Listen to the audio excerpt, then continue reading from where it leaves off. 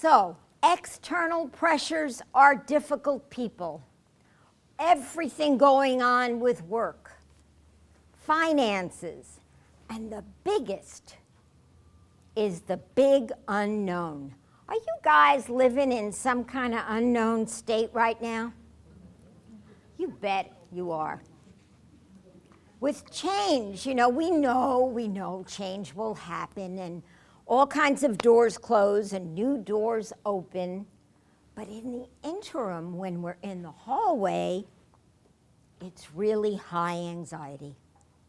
In a bell curve of stress, the highest point is before the actual event happens, the anticipation. How many people feel that that's where you're at now? Some of it's real, it's already happened, but what I'm getting from the things you sent, the responses, is that nobody really can say, okay, well that's done now, and we know how things are going to be moving forward. Other pressures are internal. How many of you talk to yourselves? What do you think? It's a very good thing. I mean, wherever we go, we have at least one voice that we take with us. Some of us have whole committees of people.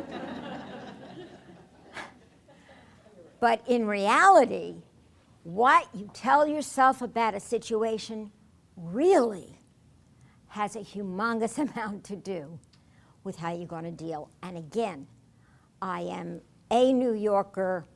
I don't run around going, oh my God, this is so wonderful. I'm sure this is a blessing.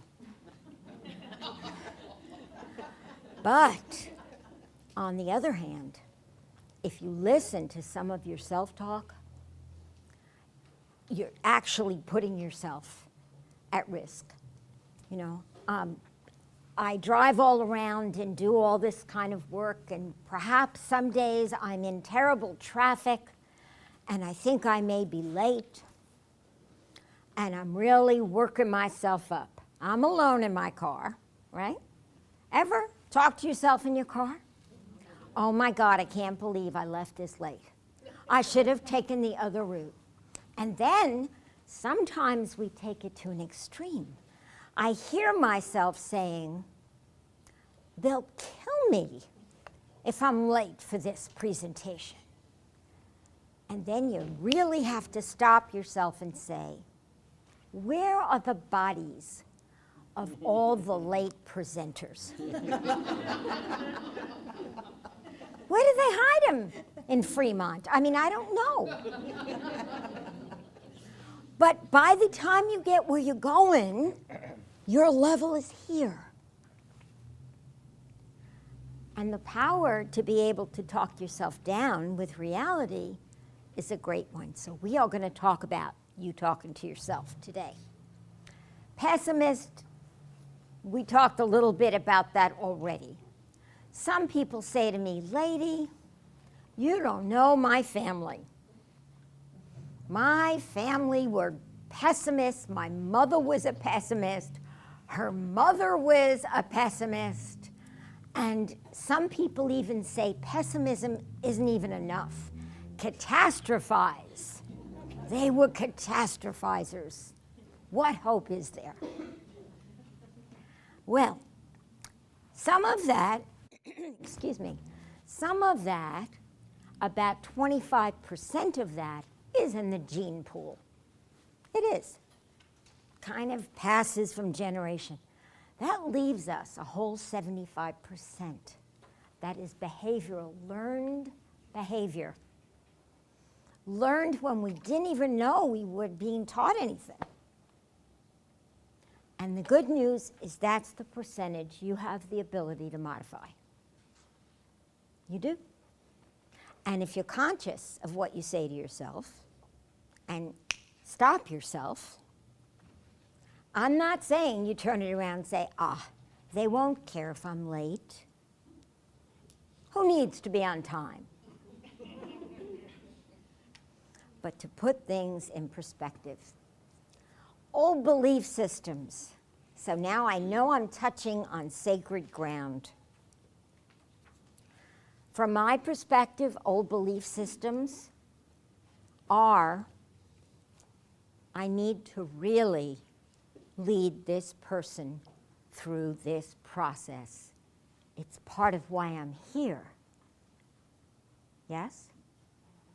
Is that old belief systems? I don't mean old bad belief systems. Circumstances allowed that to happen. Circumstances allowed you to not just give what people expect, but to literally go beyond that. Is that correct?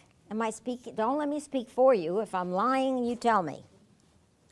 I mean, there are many other old belief systems, but the one that I've been reading about from your feedback and hearing about today is that in order to be doing a good job and be helping people, I have to do A, B, C, D.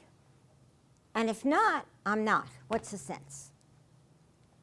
That's an old belief system if your current system does not support you doing it that way.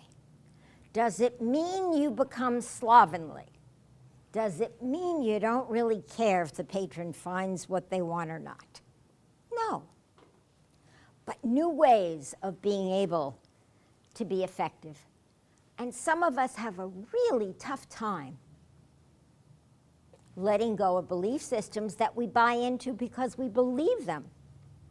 Having to let go of them is not an acknowledgement that they were wrong, bad, or not the right thing to be doing. But you gotta look around logically and say, so what can I do short of that? That is still helpful and still gives me some job satisfaction. Because if my self-talk says, unless I can do this, I'm useless, I'm gonna be feeling useless every day as I get up. And I don't know who I'm gonna blame. Who do you guys blame for all of this stuff? The director. The director, all right? No, this is why we're not taping your face. This is good. That's the answer to every question. Oh, all right. Well, I just wanted to find out, who else? Do we blame anybody else? Who's? Arnold.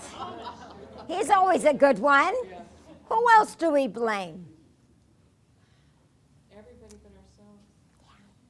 And you know, the truth is, a lot of it is out of your control. I mean, as I said to you at the beginning, if we were to spend our time today saying, all right, how are we going to hire more people?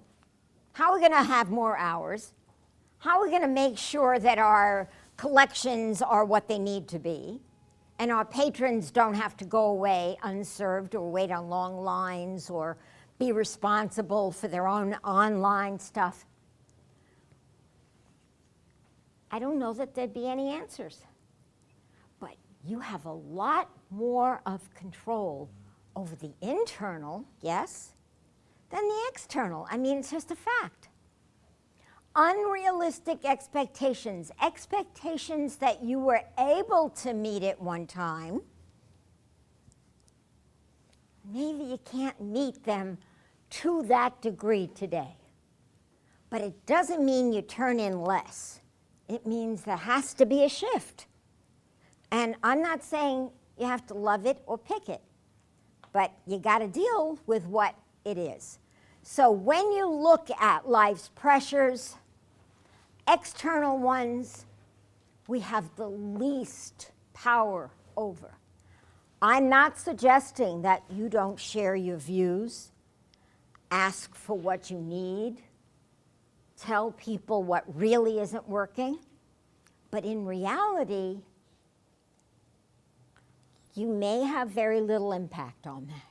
Now, if you never ask, you won't have anything registered and nobody will change anything. So I'm not saying be good little soldiers and be quiet. But I am saying you got to really look at the other side of that ledger and say, so what am I going to do to go with this change that will continue. Nothing. The only thing that we can count on is change. If you like the way things are now, they're going to change. If you don't like the way things are now, they're going to change. It just is the way it is. It's like breathing.